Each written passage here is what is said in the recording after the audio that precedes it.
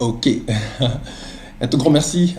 Ce sont les aléas du direct. Pour aujourd'hui spécialement, nous faisons la conférence à partir de la maison, chacun, parce qu'il y a tout ce qui va avec confinement. Déjà, merci de nous avoir prévenus. Vous voyez que c'est vraiment en direct. Donc, permettez-moi de reprendre depuis le début.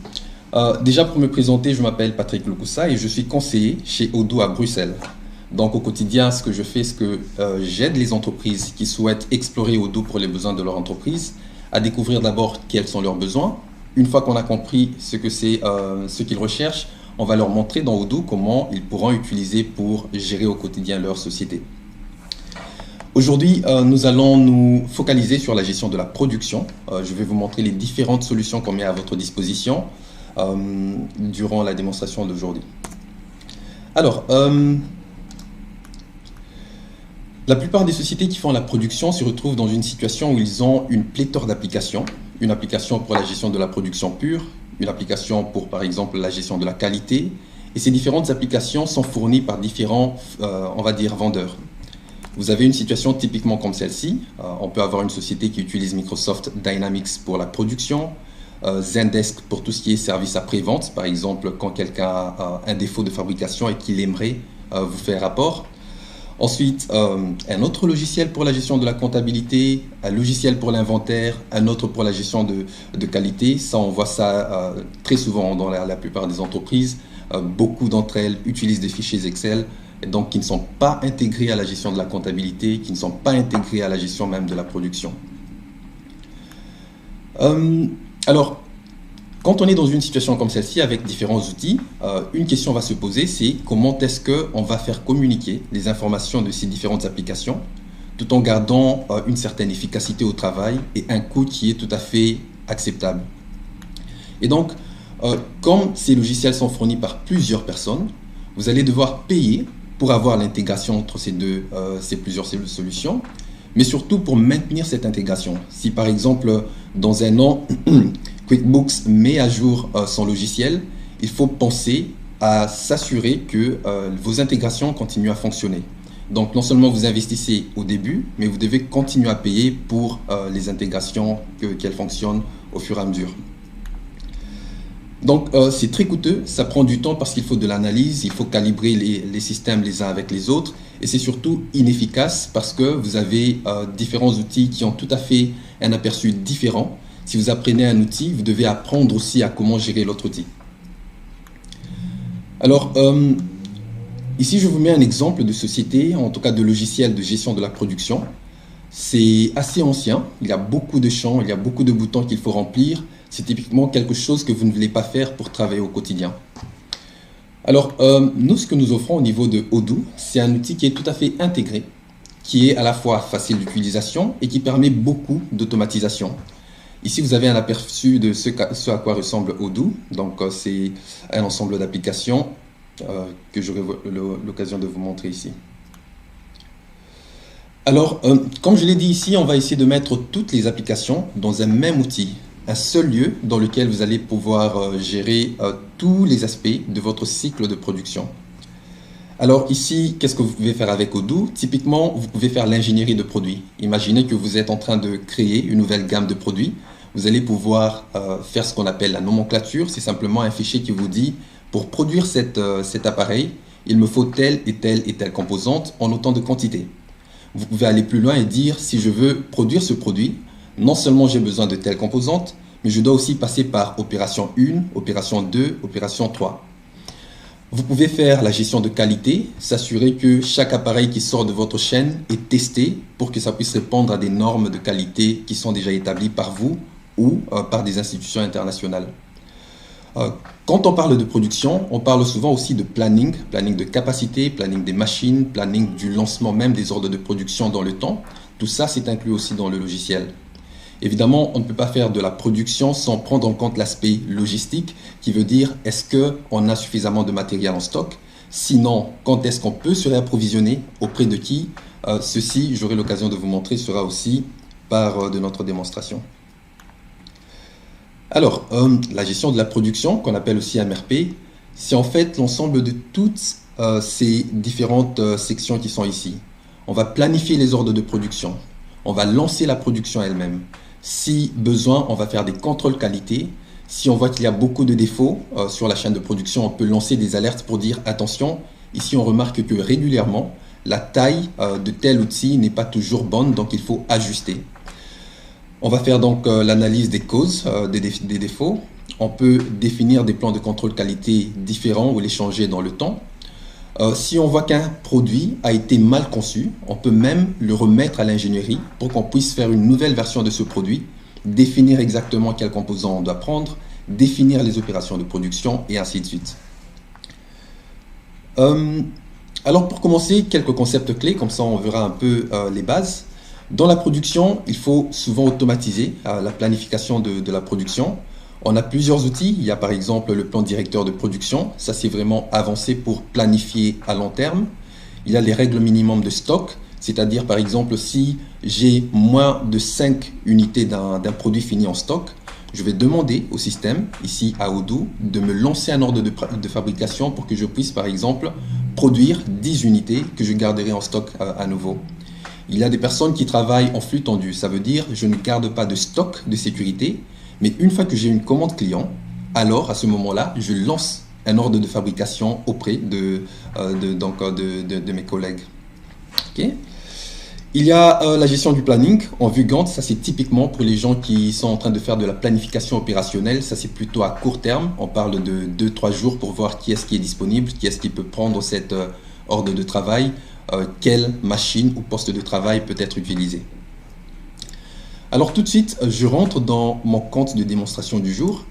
Ici, vous allez voir qu'on a plusieurs carrés qui représentent chacune une application Odoo. On a des applications de vente et achat, mais on passera beaucoup plus de temps dans l'application fabrication, gestion de qualité, gestion du cycle de vente et même maintenance. Tout ça sont liés à tout ce qu'on appelle fabrication plus globalement pour résumer. Dans la gestion de fabrication, j'ai à l'accueil ici un tableau de bord qui me montre tous mes postes de travail. Par exemple, je peux lancer des ordres de travail dans l'atelier d'assemblage. Imaginez, on prendra cet exemple, que je dois produire des plans de table, des tables par exemple de bureau. Je peux lancer des ordres de travail dans l'atelier 1. Si je fais du forage, j'ai un autre atelier et ainsi de suite. Si vous rajoutez un autre atelier, c'est très simple, vous pouvez aller dans configuration, dans données, plutôt dans poste de travail. Et ici, on peut rajouter un atelier numéro 4, par exemple, le configurer en quelques clics. On a un 4e atelier qui s'affiche ici. À côté des ateliers ou des postes de travail, on a les articles même que l'on va fabriquer ou acheter ou vendre. Ici, j'ai une liste d'une 30aine d'articles. Je peux les grouper par catégorie. Je verrai par exemple qu'il y a des boulons, des vis, il y a des composants ici, des tables et ainsi de suite. Si on veut faire de la production, il faut définir ce qu'on appelle des nomenclatures. Je vais en prendre un exemple. Ici, j'ai une nomenclature. Par exemple, pour une table que je vais fabriquer à la demande. Pour cette table, il me faut un plan de table, donc une planche. Il me faut 4 pieds de table. Il me faut 4 boulons et environ 10 vis. Ça, c'est vraiment ce qu'on appelle la nomenclature qui me dit, pour assembler une table, voilà les composantes que tu dois aller chercher dans ton stock. On peut voir un peu la structure de cette table. Cette table est faite d'un plan, donc d'un plancher, qui aussi est assemblé avec du bois et avec certaines autres opérations. Donc vous voyez, je peux représenter ma structure de nomenclature en plusieurs niveaux pour voir quelles sont les composantes de mes composantes et ainsi de suite. Pour le moment, c'est tout simple, on va s'arrêter à ceci. À côté des nomenclatures qui listent ce qu'on appelle les composants, on peut aussi vouloir mentionner les opérations de production. Par exemple, ici, j'ai ajouté ce qu'on appelle une gamme qui me définit les opérations que je vais faire pour produire cet élément. Ici, j'ai une seule opération, mais je pourrais évidemment rajouter d'autres opérations. Par exemple, opération 2. Dire dans quel atelier ça prendra lieu, par exemple atelier de forage, dire combien de temps et fermer. À partir de là, j'ai 2 opérations qui vont être faites et on a notre première nomenclature et sa gamme qui sont prêtes. Toujours dans les concepts, on peut parler aussi de ce qu'on appelle le planning et l'ordonnancement. Le planning, c'est vraiment planifier l'ordre même de production, dire à quel jour, par exemple, on doit le lancer pour être en mesure de répondre à la demande des clients. Ça, c'est vraiment un planning de haut niveau, sans entrer dans les détails. Donc, on va plutôt procéder à ce planning quand on doit gérer la priorité entre quel ordre de production doit être lancé avant lequel.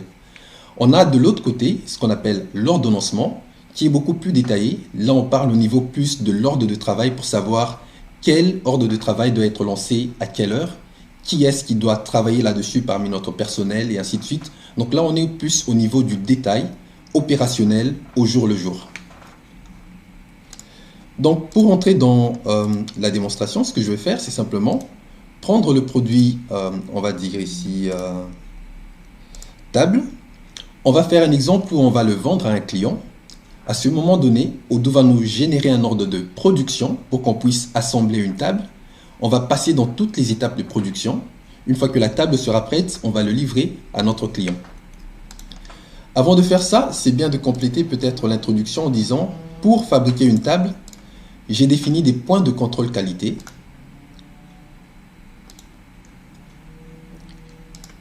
J'en ai 8. Je dois par exemple prendre une photo du numéro de série d'une table. Je dois enregistrer par exemple les composantes, les numéros de série, m'assurer que ça a été bien coupé, imprimer les étiquettes pour que je colle sur la table en question. Okay. Alors, je peux aller dans l'application Vente. Ici, tout simplement, je vais créer un nouveau devis.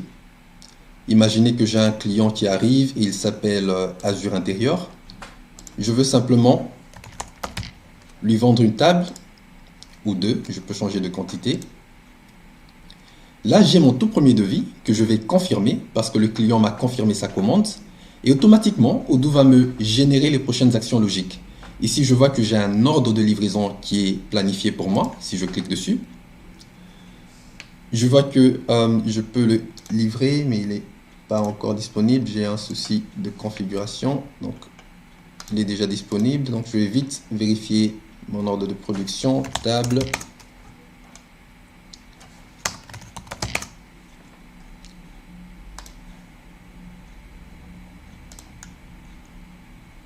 Il est vérifié.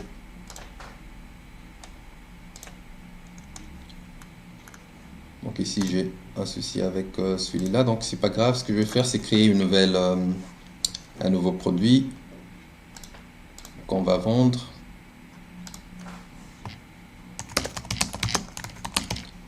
Donc ici, ce que je fais, c'est de créer simplement un nouveau produit, comme celui que j'avais ne fonctionne pas. Donc je vais créer une nomenclature pour dire si je veux produire cet article, voilà ce dont j'ai besoin. Donc je vais mettre ici table, un composant, je vais mettre des nouveaux pieds.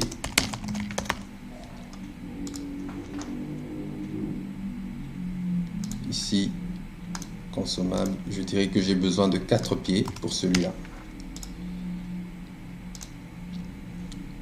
Et je mettrai une nomenclature, par exemple, assemblée. Voilà. Pour cette nouvelle table, ce que je vais dire, c'est que une fois que je la vends, je dois la produire immédiatement. Donc, je ne l'achète pas, je la produis et je la produis en temps réel. Okay. Donc, je retourne un peu à mes commandes. Je vais faire un nouveau devis. Azure Intérieur, on va prendre table.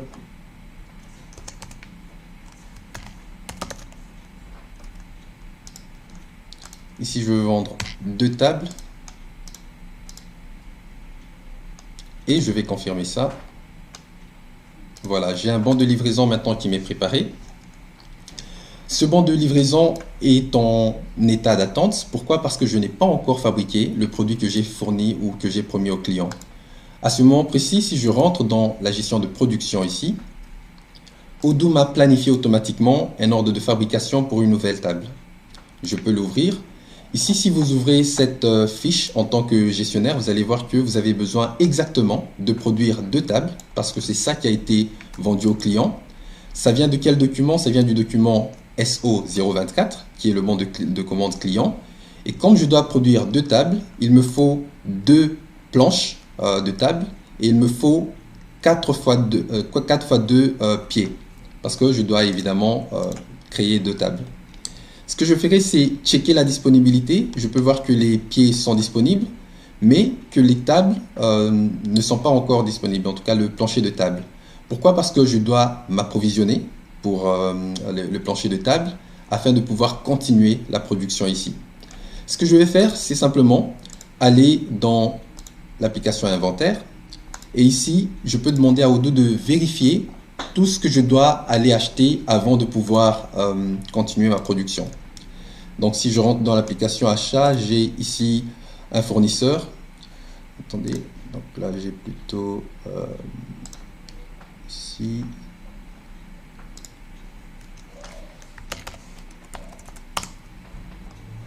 Ok, je vais créer un manuellement. Je vais simplement voir. Attention.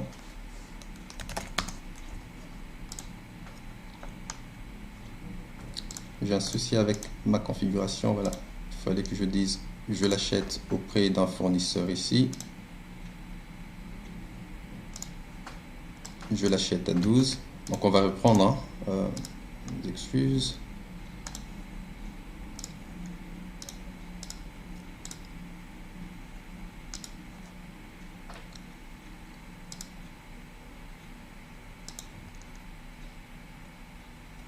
Voilà, j'avais manqué de mettre mon fournisseur. Donc, Odoo me demande, attention, il faut acheter autant de planchers pour pouvoir finaliser ton banc de production. Je peux confirmer ma commande d'achat au fournisseur. Il va me demander de recevoir ce que j'ai acheté. Quand je reçois donc la marchandise qui a été commandée, vu que je fais une traçabilité par numéro de série, je pourrais simplement dire, voici les numéros de série que j'aimerais recevoir. Hop. Ok, ce que je vais faire, c'est ceci.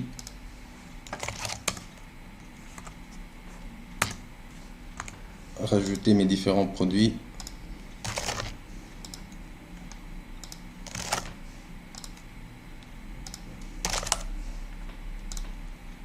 Voilà, et les recevoir. Ok, ici j'ai reçu mes 4 planches de table. Si je rentre à l'ordre de fabrication, ce que je vais voir, c'est que maintenant il est prêt à être produit et je peux planifier maintenant la production. L'ordre de production me demande de fabriquer 2 tables. Ça vient du bon de commande 024. Et ici, je peux aller exécuter la production soit en cliquant ici. Et là, je verrai que j'ai 2 opérations. Il faut d'abord faire l'assemblage, ensuite passer à l'opération 2. Je peux aussi, si je veux, aller simplement à l'accueil. Ça, c'est ce que les opérateurs de production vont utiliser. Chaque matin, ils vont venir simplement se connecter ici et voir, OK, aujourd'hui, j'ai une opération à lancer dans l'atelier d'assemblage. Puis, j'aurai quelque chose à faire dans l'atelier de forage et je n'ai rien dans les 2 autres ateliers. Donc, imaginez que je vienne là, je peux lancer l'ordre de travail qui est de faire l'assemblage de 2 tables. Dès que je commence à faire l'assemblage des 2 tables, je peux dire, OK, ici, il fallait simplement disposer les tables de cette façon, marquer comme fait. Ensuite, puisque j'ai fini la première opération, la deuxième opération est prête et je peux la lancer à nouveau. Je peux cliquer ici et dire faire l'opération 2. Par exemple, là, il fallait donner un numéro de série. Donc, je vais en donner un, celui-là. Je vais débloquer ici, continuer la production et prendre un deuxième numéro de série. Marqué comme fait. Voilà. Ici, je viens de finaliser les 2 opérations de production que je devais faire. Le banc de production, du coup, est considéré comme étant fini. Il y a des statistiques qui s'affichent ici pour me dire, attention, les 2 ordres de production sont finis. On a consommé des produits, donc il y a des mouvements de stock.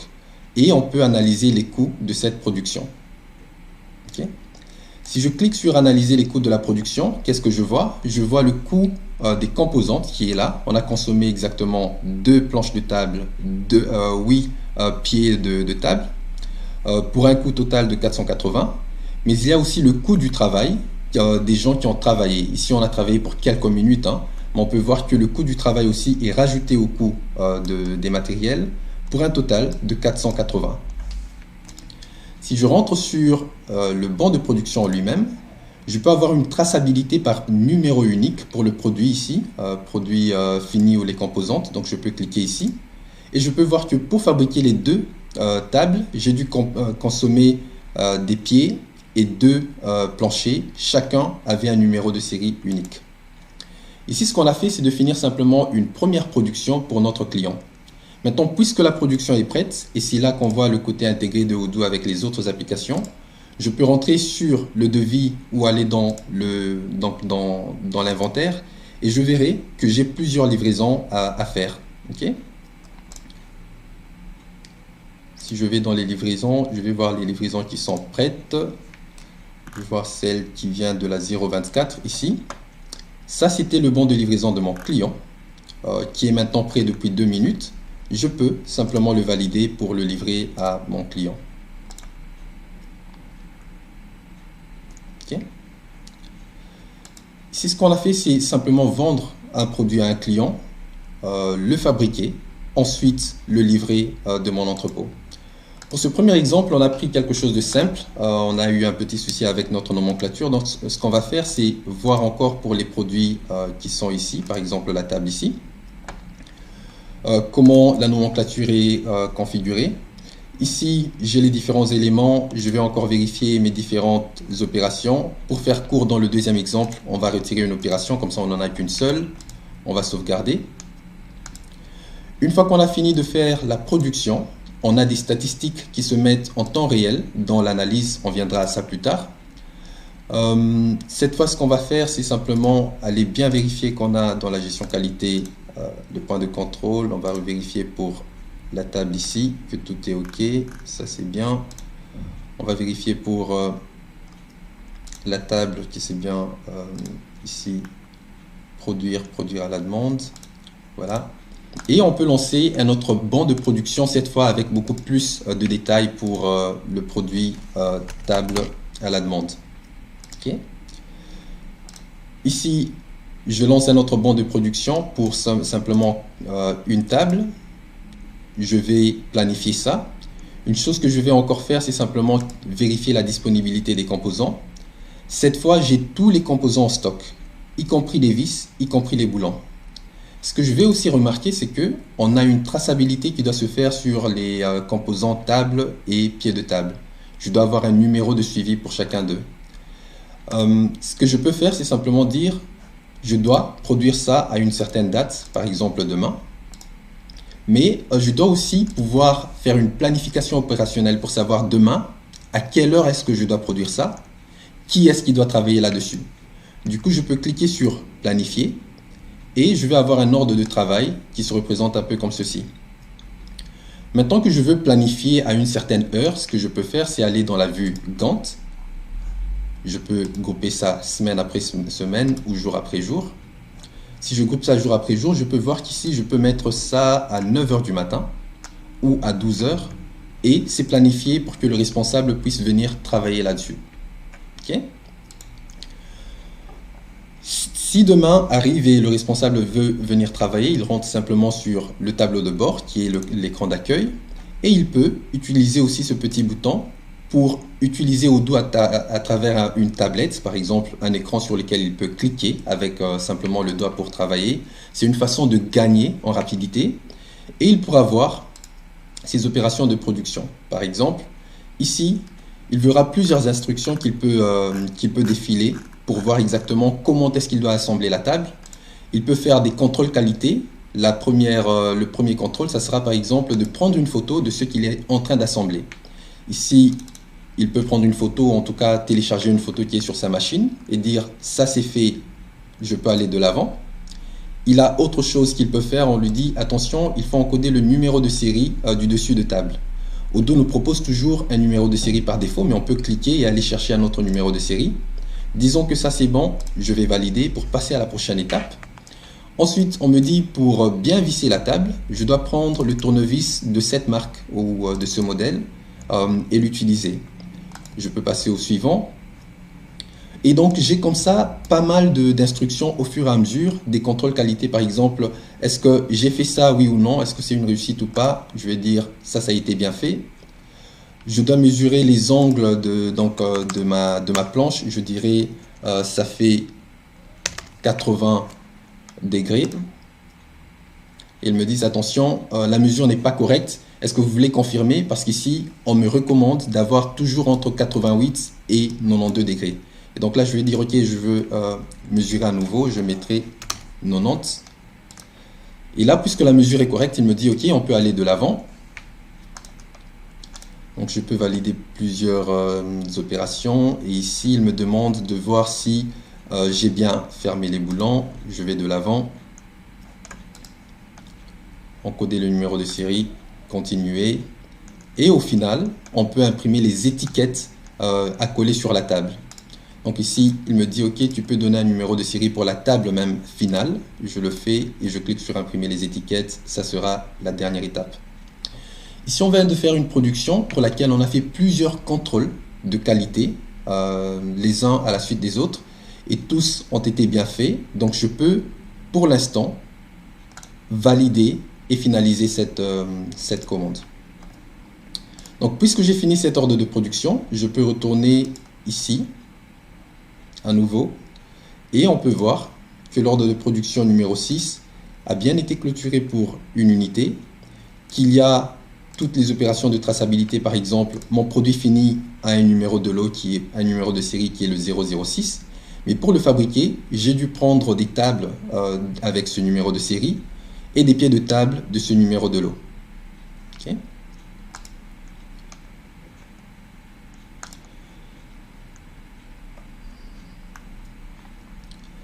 Ici, ce qu'on a vu, c'était simplement planning, ordonnancement, mais surtout production. Ce qu'on peut faire, c'est maintenant, pendant qu'on est en train de travailler, on peut calculer le temps qui a été passé à fabriquer un certain produit. Il y a deux façons de calculer ce temps. On peut simplement l'encoder manuellement. Ça, c'est un peu comment travailler jusqu'ici. On va pouvoir prendre un chronomètre pour dire, OK, j'ai passé 2 heures à faire cette tâche et on va le mettre dans le système.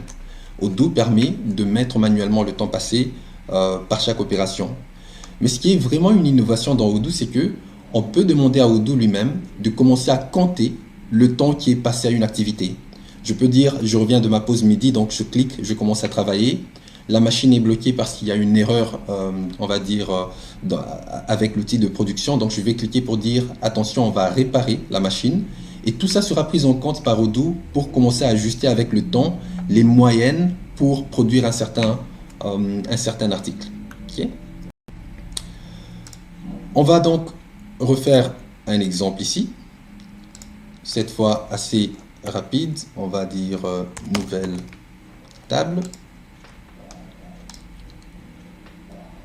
On va lancer la production, vérifier disponibilité, planifier. Ici, dès qu'on commence à faire la production, vous allez remarquer qu'ici, il y a un compteur qui va vraiment compter le temps qui est en train d'être passé à la fabrication ici. Et pendant que je fais une opération de production, plusieurs choses peuvent arriver. Je peux, comme je l'ai dit tout à l'heure, aller en pause midi. Donc, je vais cliquer sur pause pour que le compteur s'arrête. Une fois que je reviens après 1 heure, je peux dire continuer. Il peut arriver que une de mes machines est tombée en panne. Donc, je peux dire ici, attention, je vais bloquer. Et donc, donner une raison. Pourquoi est-ce que je bloque la production? Parce qu'il y a un défaut, parce qu'il y a un défaut sur la machine. Donc, je vais bloquer ça. Une fois que quelqu'un a travaillé pour réparer la machine, je peux débloquer et donc continuer à travailler. Si je vois qu'il y a des erreurs récurrentes ou en tout cas des défauts récurrents sur la machine, je peux faire une demande de maintenance. On reviendra à ça dans quelques minutes. Je peux aussi dire, pendant que je fabriquais, il y a une pièce, un composant qui était défectueux. Donc je peux dire, OK, quel est ce composant?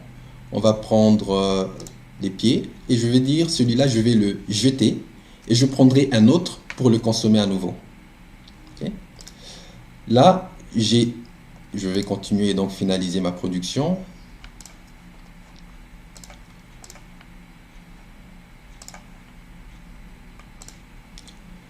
Donc ici, pour ma nouvelle production de nouvelle table, ce que j'ai fait, c'est finaliser la production en analysant le temps de prestation. Donc si je vais maintenant sur les ordres de fabrication, je peux voir le suivi des heures. À un certain moment, j'ai commencé à travailler, puis j'ai mis en pause, et puis après j'ai commencé encore à travailler. Ça, c'est une des choses que l'on voit. Toujours pendant la production, j'ai mis à la casse un composant qui était défectueux. Du coup, il est repris ici. On va me dire, attention, à une certaine date, tu as jeté un pied de table parce qu'il était défectueux. Okay. Donc ici, vous voyez, non seulement on fait la gestion de la production, mais on est en train de faire des contrôles qualité, on est en train de faire le suivi du temps. Ici, on a demandé à Odoo de automatiquement calculer le temps de prestation. Pour montrer différemment, ce qu'on aurait pu faire, c'est de dire, pendant la gestion des gammes, ici, je peux demander à Odoo de faire un calcul en temps réel de la durée de production. Donc Odoo va commencer à calculer des moyennes pour savoir, en moyenne, cette opération prend 10 minutes pour fabriquer ou 30 minutes pour être fabriquée. Okay.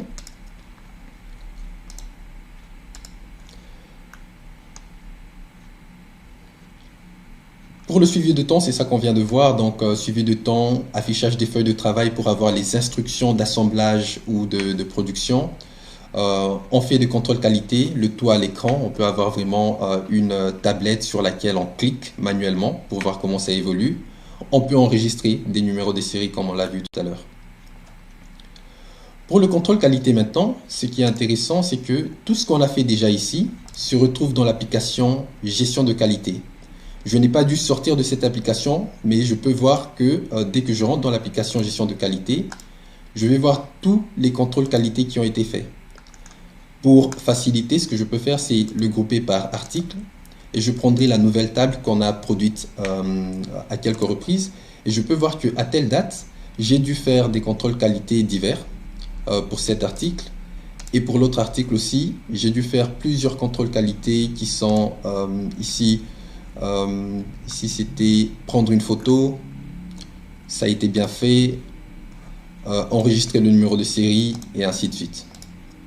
Ça, on aura l'occasion de l'analyser ici, contrôle qualité, pour voir qu'est-ce qu'on fait, quand et quel est le résultat. Par exemple, tous les contrôles qualité qui ont été, donc description, non, opération. Par exemple ici, tous les contrôles qualité qui ont été faits sur l'article table, opération 1, opération 2, et quel était le résultat, on pourrait mettre le nom de l'opération. Si je ne le retrouve pas. Donc je vais mettre mesurer la réussite. Voilà, si c'était un échec ou une réussite pour cette opération. Alors, au point de vue de la qualité, quand on veut préparer la gestion de qualité, ce qu'on va faire, c'est créer une équipe qui est en charge de gérer la qualité, les contrôles qualité.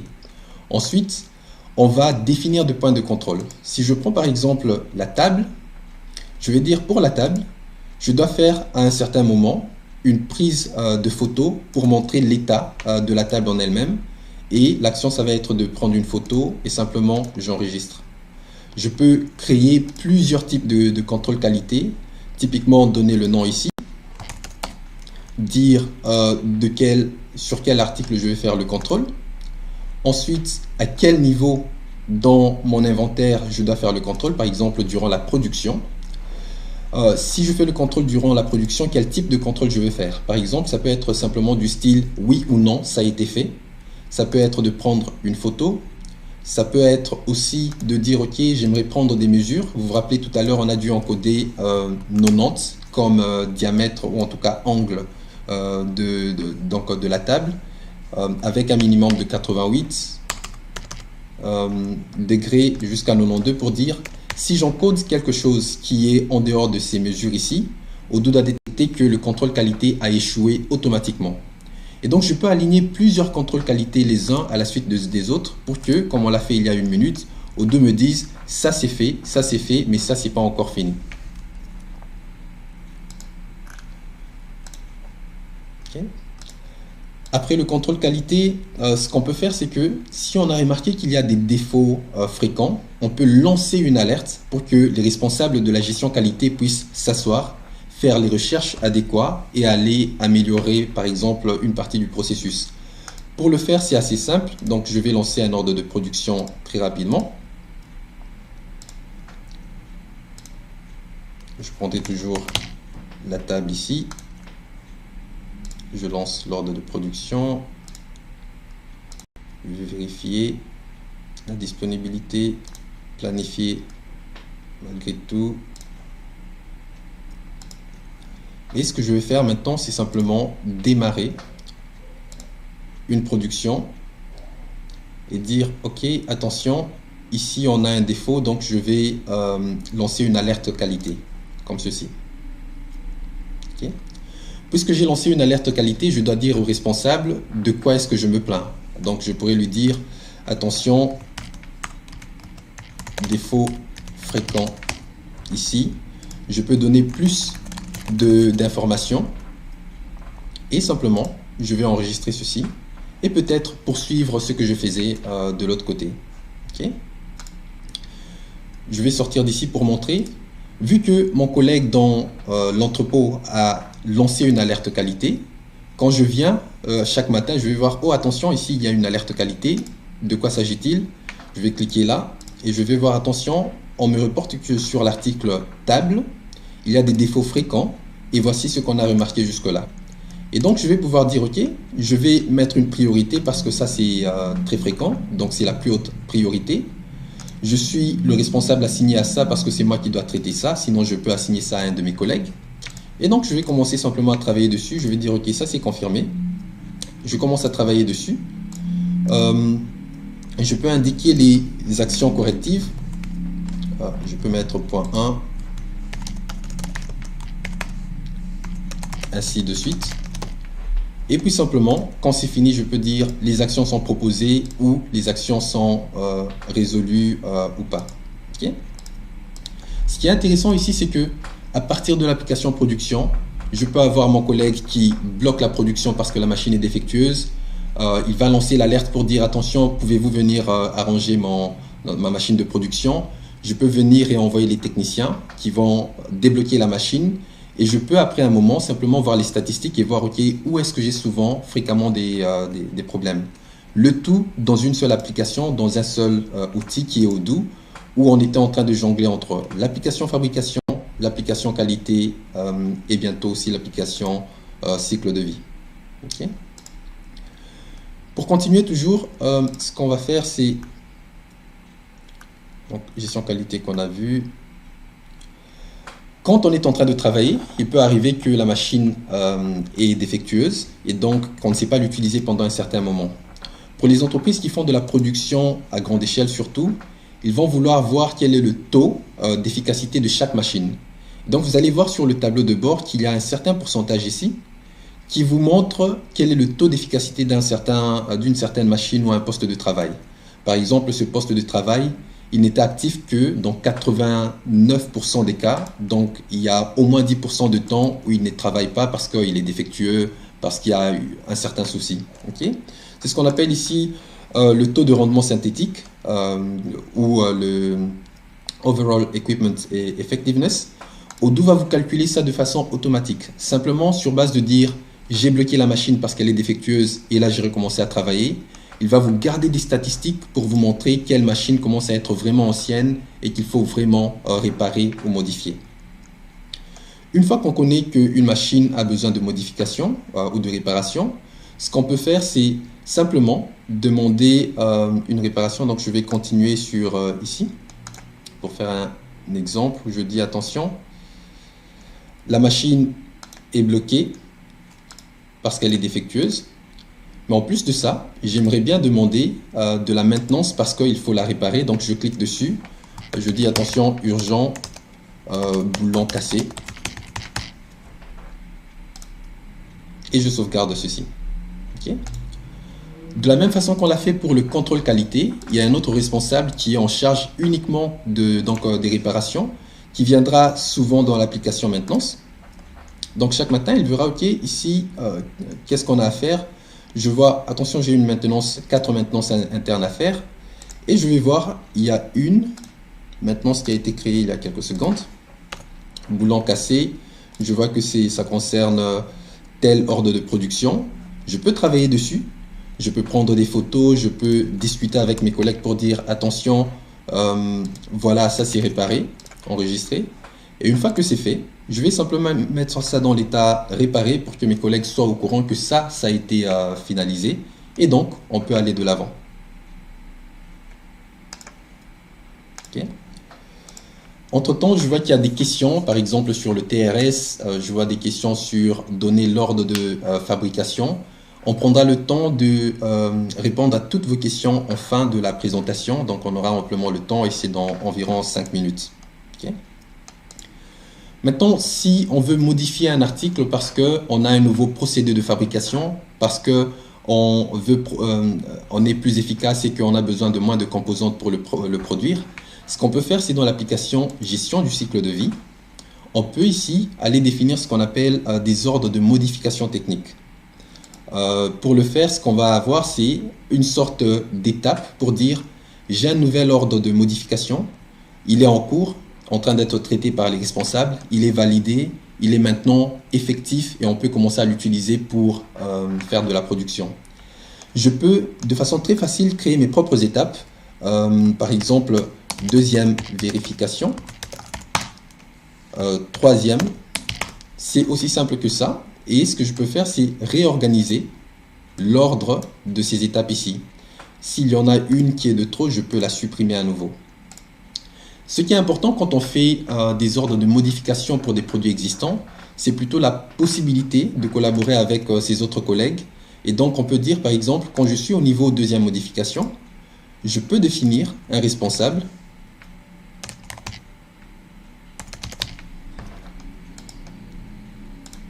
ingénieur d'atelier qui doit simplement mettre un commentaire pour dire si oui ou non il est d'accord pour qu'on procède de l'avant. Je peux mettre un commentaire, donc ça ce n'est pas bloquant. Si je ne mets pas le commentaire, je peux aller de l'avant.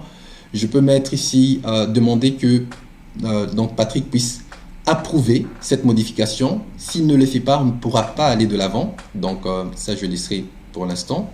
Et donc j'enregistre. Donc ici, imaginez maintenant que je veux faire une modification, nouveau modèle 2020. Je peux dire qu'est-ce que je voudrais modifier, à la fois la nomenclature de l'article table, ainsi que sa gamme. Et ce que je vais faire, c'est simplement entamer la révision. Pardon, j'ai cliqué trop rapidement. Entamer la nouvelle révision. Je vais dire que c'est en cours. Puisque je suis dans cette étape et que je dois approuver ou refuser les modifications qui ont été faites, j'ai deux boutons. Je vais dire approuver. Et donc, c'est vert pour aller à la prochaine étape. Dans la prochaine étape, à nouveau, je peux faire des vérifications, par exemple. Mais ce que je peux faire, c'est justement d'aller sur la nomenclature et dire initialement, la nomenclature contenait autant de produits. Mais comme c'est un nouveau modèle, moi, je vais rajouter, par exemple,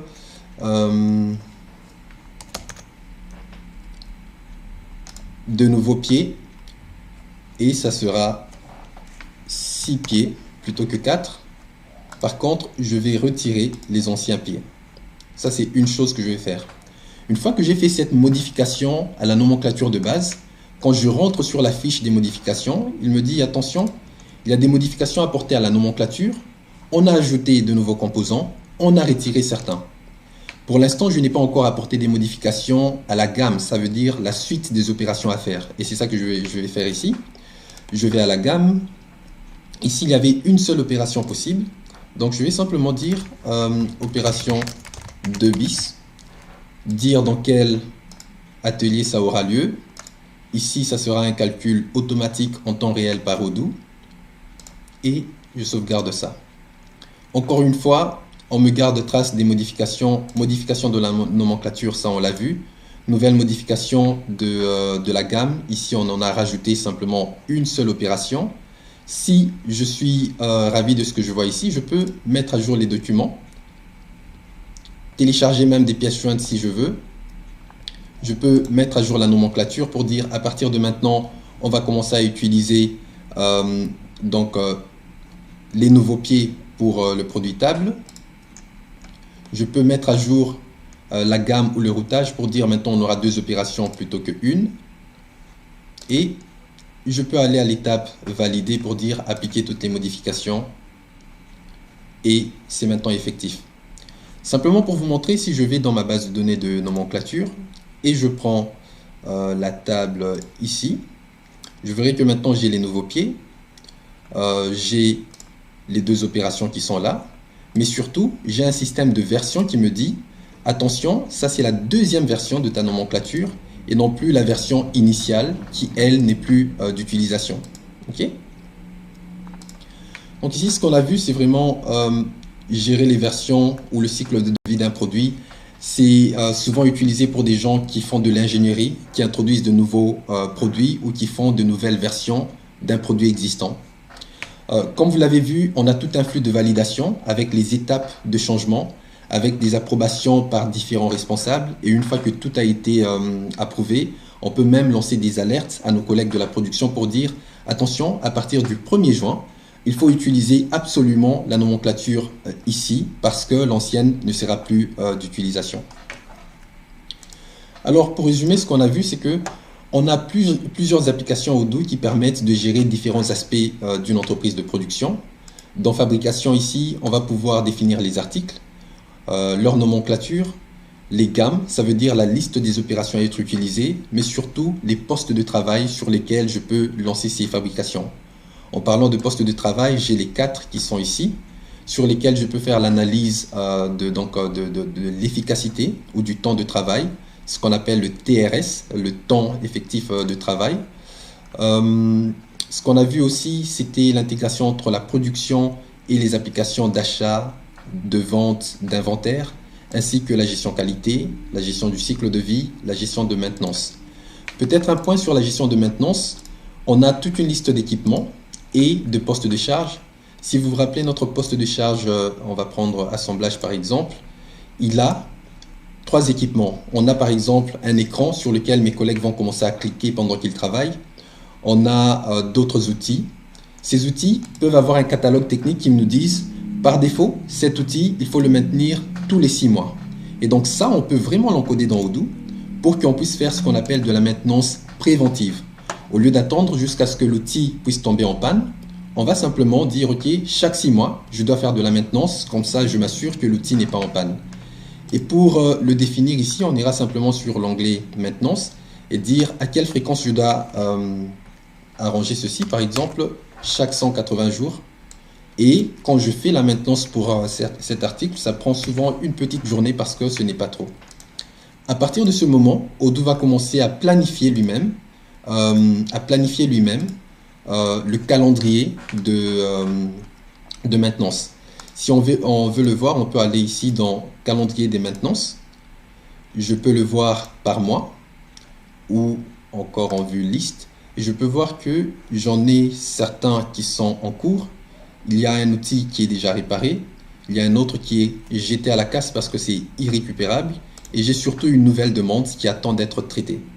Si je veux encoder une autre demande, je peux cliquer ici et dire ok, nouvelle demande, modifier et dire ok, quel est l'équipement qui est concerné, c'est un laptop et qui est le responsable. Je dirais par exemple c'est moi qui dois travailler dessus, à quelle date, ici, et priorité par exemple moyenne. Je décris ici ce qui doit être fait et j'enregistre ceci. Okay. Donc ça se représente comme cela. Maintenant j'ai un 5e. Voilà, ici on a fait le tour un peu de toutes les applications de gestion de production. Dans Odoo, ce qui est intéressant, c'est que vous avez une application par besoin métier. Dans l'application ici, donc vous avez le magasin des applications. Vous avez 65 applications majeures, mais vous avez plus de 600 applications à proprement parler. Tout le but, c'est de savoir quelle application ça vous intéresse et aller l'installer en quelques clics à partir d'ici. Voilà, on est arrivé à la fin de cette démonstration. Ce qu'on va faire, c'est simplement prendre vos questions à partir d'ici. Ça va? Donc, ce que je vais faire, c'est ramener la liste des questions.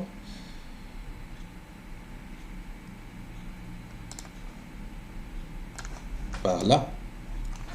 Et on va voir un peu ici. Donc on va reprendre, déjà merci.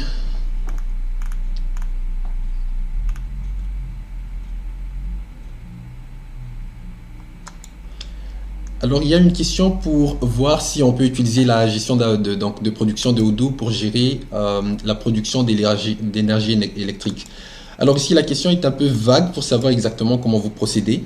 Mais oui, si vous avez besoin de savoir, par exemple, combien est-ce qu'une centrale électrique est en train de produire après un certain temps, vous pouvez vraiment créer un poste de charge, dire OK, pour la production d'un certain nombre de mégawatts, je dois avoir autant, par exemple, on va dire, de débit d'eau qui rentre par les vannes. Le tout, c'est de savoir simplement qu'est-ce que vous allez configurer comme étant de la matière première pour produire votre énergie, et combien de matières premières il faut pour avoir en fin de course autant de mégawatts.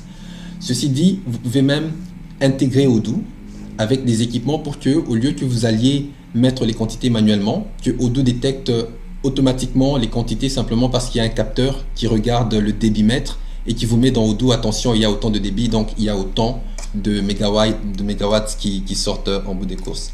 Ça, c'était pour Joël Tabola. J'espère que ça a bien répondu à votre question. Comment utiliser Odoo pour une entreprise industrielle qui produit des sacs de ciment? Alors, un peu comme on l'a vu tout à l'heure, hein, pour des gens qui font une production de sacs de ciment, ce qu'on va faire, c'est simplement créer un article qui est un sac de ciment. Sac ciment, par exemple 25 kg. Vu que c'est un article qu'on va produire et garder en stock, on va dire ici, je le produis.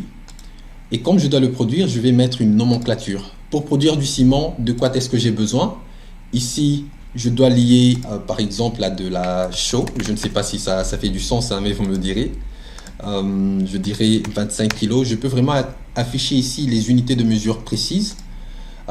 J'ai besoin de l'eau, par exemple, et ainsi de suite. Okay. Ce qui est intéressant à savoir, c'est simplement, peu importe le produit que vous allez finir, il faut la nomenclature pour dire produit fini et composantes. Il faut une gamme pour dire les opérations qui sont utilisées. Typiquement pour faire du ciment, il y a dans l'usine, on a souvent des opérations de concassage. On doit broyer, par exemple, de la terre. Ensuite, il y a des opérations de mélange à l'eau et des opérations de séchage, par exemple dans un four. Okay.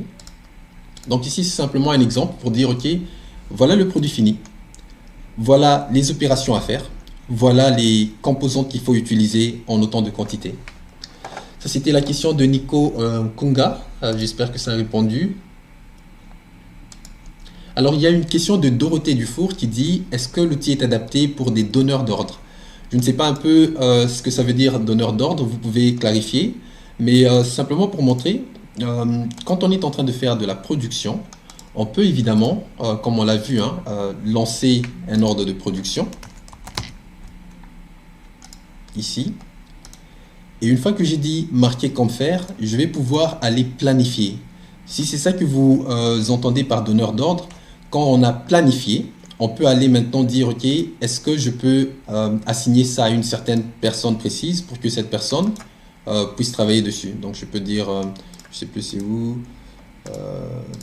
non, je dois retourner ici, j'ai déjà validé, mais je pourrais dire, ici c'est Patrick qui va travailler dessus, ou simplement planifier par personne, là, pas d'outil de production au propre. Alors, pour Dorothée, peut-être clarifier la question, comme ça j'ai le temps de prendre d'autres questions et de revenir peut-être à la vôtre. Ok.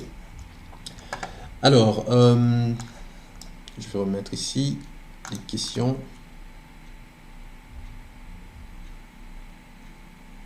Il n'est pas très clair quand on passe de la configuration à la configuration. Dites clairement quand vous êtes gestionnaire ou ouvrier. Tout à fait, ça c'est une bonne question. Ici, vu que j'ai tous les droits d'accès, je peux faire les opérations comme étant à la fois gestionnaire, donc je planifie les productions, et aussi ouvrier, ça veut dire j'exécute les opérations. Donc pour clarifier ce que je peux faire, je peux lancer des ordres de fabrication manuellement, c'est un peu ça qu'on a fait la plupart du temps. Ici, je suis vraiment, en tant que gestionnaire, je vais marquer cet ordre de fabrication comme étant à faire à une certaine date, par exemple. Je vais vérifier la disponibilité des composants et lancer donc la planification. Tout ça, c'est uniquement ce que le responsable fait. La vue ici opérationnelle des activités à faire, ça c'est accessible pour le responsable qui peut cliquer ici, aller voir d'autres détails comme le suivi des heures, les étapes déjà terminées. En tant qu'ouvrier, les ouvriers auront souvent accès uniquement à cette vue ici. D'ailleurs, ils pourront ne pas voir les autres ateliers dans lesquels ils ne travaillent pas. Et chaque fois qu'ils viennent travailler, simplement, ils vont venir cliquer ici pour lancer les opérations qui sont prêtes à être exécutées. Par exemple, je clique là. Je verrai que j'ai deux ordres de travail. Ça, c'est vraiment la vue des ouvriers. Et je vais pouvoir commencer simplement à exécuter le travail. Donc, on a vraiment différentes vues. Une vue pour le gestionnaire, comme ça il va organiser le travail, planifier et assigner les tâches. Et une vue plus simplifiée, comme celle que je vous montre ici, pour ceux qui vont exécuter le travail, ça veut dire les ouvriers sur le plan opérationnel. Ça, c'était la question de Sébastien de Nice. J'espère que ça a bien répondu. Il y a une prochaine question. Quand il y a alerte qualité, le compteur ne s'arrête pas. Alors oui, le compteur ne s'arrête pas quand on fait simplement une alerte qualité, parce qu'on peut faire une alerte qualité, mais on continue à travailler. Par contre, on peut bloquer la machine pour dire il y a une alerte qualité. Si tout s'est arrêté, alors ça fait du sens aussi d'arrêter le compteur parce que plus personne ne travaille. Ok. Ça, c'était la question de Sébastien Gindreau.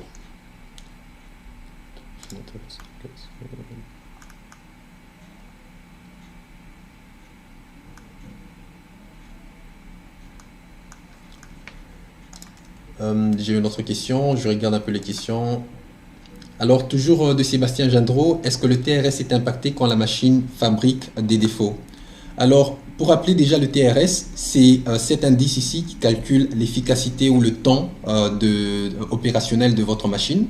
Et la question c'était, si la machine a quand même fabriqué des produits défectueux, est-ce que le TRS va être mis à jour en conséquence ou pas? Ici, ça ne sera pas le cas, sauf si vous dites je m'arrête, j'arrête la production pour par exemple jeter le produit ou fixer le produit. Tant que vous ne dites pas je vais arrêter la production, le TRS continue à être calculé en prenant en compte le fait que la machine tourne toujours et donc il n'y a pas de temps d'arrêt. Et donc vous allez avoir un TRS qui est a priori plus bénéfique parce qu'il considère que la machine tournait et donc ça ne prend pas en compte les arrêts, les rébus de produits.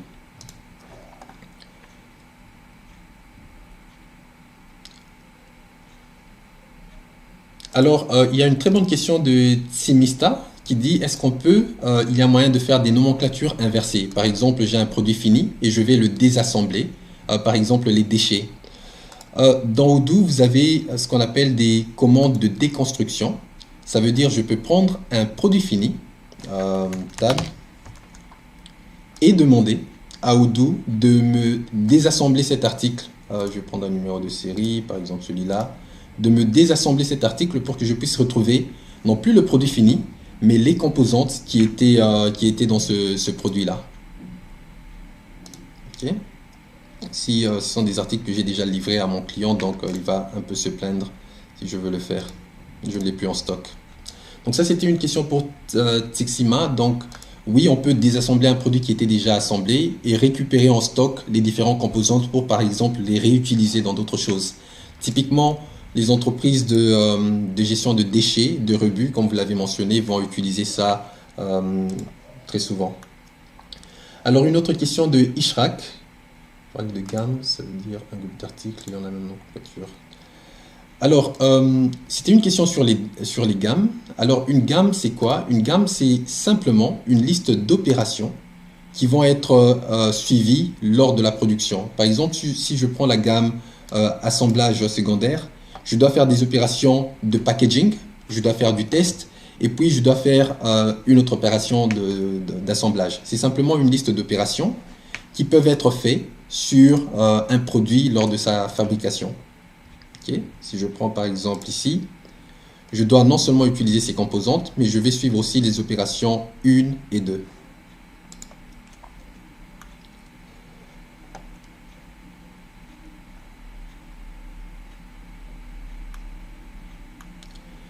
Alors si je passe en revue les quelques questions, il y a encore Isaka qui a une question. Est-il possible de créer une alerte au niveau des postes de charge lorsqu'une opération est terminée? Information, le prochain responsable afin qu'il commence son ordre de travail. Alors c'est une bonne question. Au lieu de créer des alertes, automatiquement Odoo va me planifier le prochain ordre de travail dès que le précédent est fini. Par exemple, je pense que celui-ci devait être fait dans deux entrepôts. Si je le marque comme fini, voilà, atelier d'assemblage. Donc, je vais aller finir celui-ci, dire ok, ça va me demander de prendre toutes les opérations, aller jusqu'à la fin, donc on va le faire rapidement. On va faire numéro de série ici, valider ça. Confirmer la mesure. Ici simplement pour montrer qu'une fois qu'on aura fini la première opération, attention, un numéro de série. Puisque ça c'est fait, ce qu'on fait est fermé.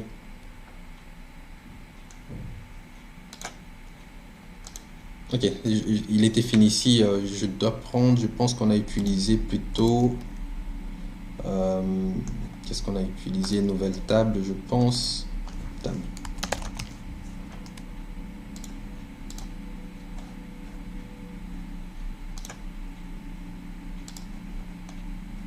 Lui aussi, il a une opération. Ok. Donc, dans ma configuration, je n'ai plus un article qui est dans deux ateliers. Mais au lieu de lancer des alertes qui peuvent être tellement encombrants, simplement Odoo détecte une fois qu'une opération est finie, la prochaine est planifiée automatiquement dans l'autre atelier. Donc ça, c'était pour Isaka Adoum. Une autre question de Clément Sébastien. Est-il possible de synchroniser un outil genre CNC pour reprendre une information qualité, automatiser le contrôle qualité, une interface? Alors oui, ça c'est une très bonne question. Avec les applications Odoo, ce que vous avez, c'est la possibilité de lier le logiciel Odoo à des équipements physiques dans votre entrepôt. Ça peut être des sondes, ça peut être un pied de biche, ça peut être un thermomètre. Et donc, vous allez simplement les intégrer avec Odoo en utilisant un petit boîtier ici qu'on appelle la IoT Box. Alors, la IoT Box, c'est en fait un petit ordinateur. C'est un petit boîtier qu'on vous offre pour un abonnement, l'équivalent de 25 € par mois, sur lequel vous allez connecter physiquement les différents équipements et puis de l'autre côté, connecter ça à Odoo pour que, une fois qu'on prend des mesures de qualité, l'information puisse remonter dans Odoo et que vous puissiez l'utiliser pour vos propres besoins. Donc ça, c'était une question de Clément Sébastien. Je pense tout le temps la matière première des achats, de prendre les commandes clients. Alors ici, Dorothée a une question, planification trop détaillée, j'ai besoin de gérer simplement les commandes clients et ainsi de suite. Alors le niveau de détail, c'est vraiment à vous de voir à quel détail vous voulez aller. Vous pouvez faire très simple, donc avoir juste le strict minimum, ou vous pouvez aller dans les détails pour savoir quand est-ce que je dois fabriquer, qui est-ce qui doit travailler dessus, quelles opérations peuvent être faites et quel contrôle qualité on peut faire. Ça, c'est simplement de la configuration. Alors aussi, j'ai une question de Christophe Boglias qui demande de montrer un ordre de fabrication avec 50 pièces d'un certain produit, avec 50 numéros de série différents. On peut le faire, ça va prendre quelques temps pour simplement tous les encoder. Donc d'où on ne va pas s'amuser à faire ça. Ce que je peux faire, c'est, je pense, c'est juste celui-là qui est traqué par numéro de série. Alors, si vous avez autant de numéros de série, Odoo vous donne des outils pour gagner en temps dans l'encodage. Vous pouvez évidemment commencer à renseigner tous les numéros de série, mais vous pouvez aussi utiliser un scanner pour scanner les numéros de série et que le système les reconnaisse automatiquement quand vous faites la production. Okay. Je voulais juste montrer à un certain niveau ici. Production actuelle, voilà, ça c'est bien. Donc ici vous voyez, vous pouvez aller renseigner les numéros de série pour le produit fini. Chaque production, on va pouvoir enregistrer que le premier est de sortie, le second suit, ainsi de suite. Mais ici comme on a 50, ça peut nous prendre une petite minute pour aller jusqu'à la fin. Alors Romaric, la nomenclature peut-elle aboutir à 2 articles finis, l'un vendable et un autre stocké déchet? Alors oui, si lors d'une production, vous pouvez avoir des produits qui ont une faible valeur économique, donc qui sont un peu des produits accessoires ou dérogés, il suffit d'aller dans la configuration et de dire j'aimerais avoir la possibilité d'utiliser ce qu'on appelle des sous-produits. Et donc d'un seul banc de production, une seule nomenclature, on va pouvoir dire voilà mon produit principal, voilà le produit résiduel. Typiquement dans les sociétés qui font tout ce qui est travail du bois, ils ont les planches de bois qui vont sortir et puis il y aura ce qu'on appelle des copeaux qui sont dérogés et qu'ils peuvent utiliser pour autre chose. Une fois que j'ai activé l'utilisation des sous-produits, je peux dans nomenclature aller prendre par exemple celui-là, prenons ceci. J'ai un onglet ici pour les sous-produits dans lequel je peux dire tous les autres produits qui viendront de la fabrication de cette nouvelle table. Donc ça c'était pour répondre à la question de Romaric. On prend encore quelques 10 minutes pour les questions. Donc comment ça marche?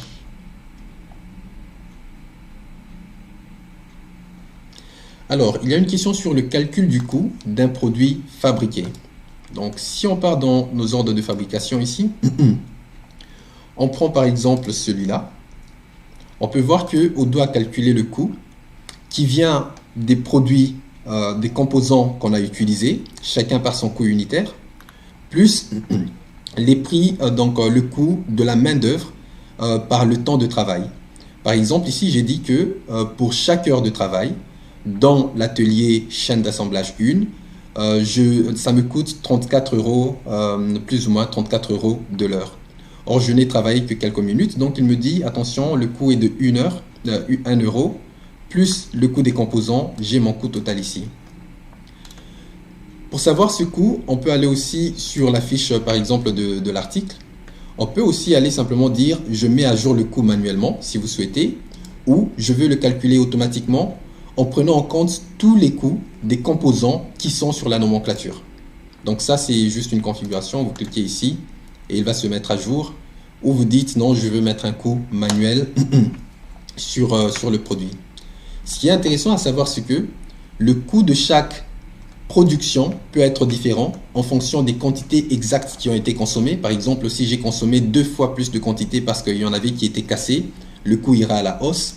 Si j'ai un stagiaire qui passe plus de temps à faire la production, le coût, idem, ira à la hausse et je peux le voir ici.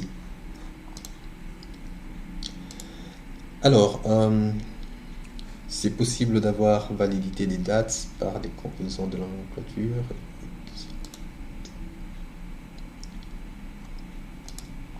Alors, il y a une bonne question de Mario Pelaz, donc pour savoir si j'ai des dates de validité pour les composantes. Et l'utilisation de ces composantes. Alors il faut savoir que dans Odoo, on peut faire une traçabilité par numéro de lot ou de série. Et quand on fait une traçabilité, on peut mettre des dates d'expiration sur les numéros de lot. Par exemple, si vous utilisez des produits périssables, si vous êtes dans l'industrie chimique, pharmaceutique ou de production de nourriture, vous pouvez ici activer la traçabilité par numéro de lot et par date de péremption. En plus de ça, on peut configurer Odoo pour prendre les produits qui vont expirer en premier et les consommer avant qu'ils n'arrivent à expiration. Comme ça, on est sûr que dans notre stock, il n'y aura jamais des produits qui sont expirés. Donc ça, c'est de la configuration. Vous pouvez vraiment dire à Odoo, utiliser les produits qui ont une date d'expiration la plus proche pour qu'on les prenne en premier et qu'on les utilise lors de la fabrication. Si vous avez besoin de plus de conseils par rapport à ça, vous pourrez rentrer en contact avec nous. Un de nos collègues pourra vous conseiller par rapport à des cas d'utilisation beaucoup plus concrets. Une autre question de Sarah, Maisonneuve. Peut-on utiliser Odoo pour un ensemble d'opérations qui ne sont pas de la fabrication pure? Test de fonctionnalité de téléphone, portable, pour reconditionnement, réparation matérielle informatique. Alors oui. Comme je disais, il y a une application par besoin métier de Odoo. Ici, la question c'était de dire, est-ce que je peux utiliser Odoo pour gérer les réparations d'équipements, donc des produits des clients? Je peux aller ici dans le magasin d'applications et installer simplement une application qui s'appelle Réparation. Ça vous aide justement à recevoir un produit, par exemple, de votre client, à l'identifier. Dans votre cas, ce sont des téléphones, donc il y a le numéro unique email. et à dire je vais enlever la vitre et je vais remplacer la vitre par quelque chose d'autre. Donc oui, on sait gérer ça avec Odoo et c'est une application qui est gratuite d'ailleurs, mais qui dépend simplement de l'application gestion de la production.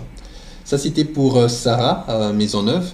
Une fois que l'application réparation est installée, en quelques clics comme vous l'avez vu, je peux aller ici et simplement dire voilà, j'ai ce produit, je vais prendre un produit qui existe déjà, j'ai ce produit-ci, je dois rajouter un certain article, je dois retirer par exemple le micro ou imaginons ça c'est l'écran et simplement je vais commencer à faire ma réparation. Okay. Et la réparation est confirmée, on va dire commencer la réparation et la terminer. Donc je regarde encore les dernières questions. Vous pouvez parler un peu de Odoo Community et comment on peut ajouter des fonctionnalités si la communauté partage leur code. Alors il y a une question liée à Odoo communautaire. Juste en 2 mots, Odoo communautaire c'est la partie de Odoo qui est tout à fait gratuite mais qui est limitée en fonctionnalités. Vous pouvez la télécharger de notre site et l'installer sur votre ordinateur. Si vous allez sur cette option, évidemment vous avez très peu de fonctionnalités mais vous avez accès à notre documentation gratuite. Quant à la question de savoir si on peut partager le code, je peux vous référer à notre site internet. Il y a tout ce qu'il y a comme condition de licence open source. Vous pouvez évidemment modifier le code source, le compiler et le redistribuer selon certaines conditions. Y a-t-il une vue globale des modules, leurs fonctions et leurs interactions?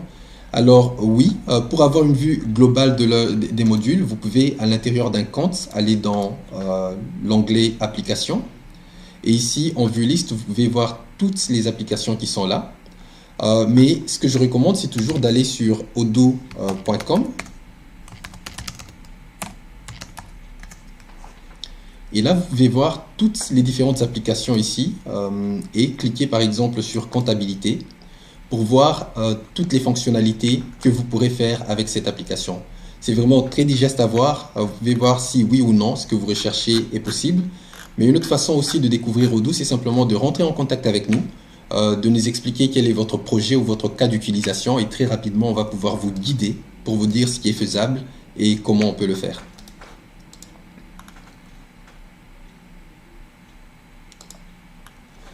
Alors la dernière question du jour, c'est